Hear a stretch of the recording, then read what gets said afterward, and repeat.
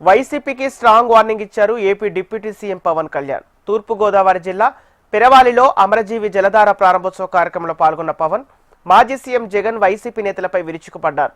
అధికారంలోకి వస్తే ఒక్కొక్కరిని చంపేస్తామని వైసీపీ నేతలు బెదిరిస్తున్నారని, వైసీపీ తాటాకు చప్పులకు భయపడేవారు ఎవరూ లేరని తెలిపారు. అధికారంలో ఉన్నప్పుడే రాష్ట్రానికి జగన్ ఏం చేయలేదని, మళ్లీ అధికారంలోకి వచ్చి ఏం చేస్తారని ఎద్దేవా చేశారు.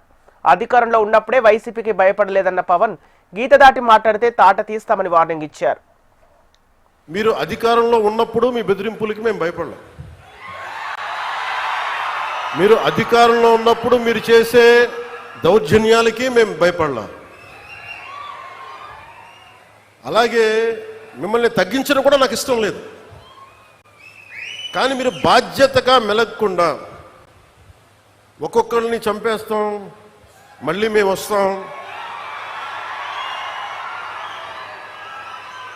అని మీరు పిఠాపురం లాంటి చోట కూడా మీరు చిన్నపిల్లల మధ్యలో కాస్ట్ ఫీలింగ్స్ పట్టుకొస్తే మిమ్మల్ని మీ అధోగతికి నేను ఏం మాట్లాడను, మీ దిగజారుడుతనానికి నేను ఏం మాట్లాడను.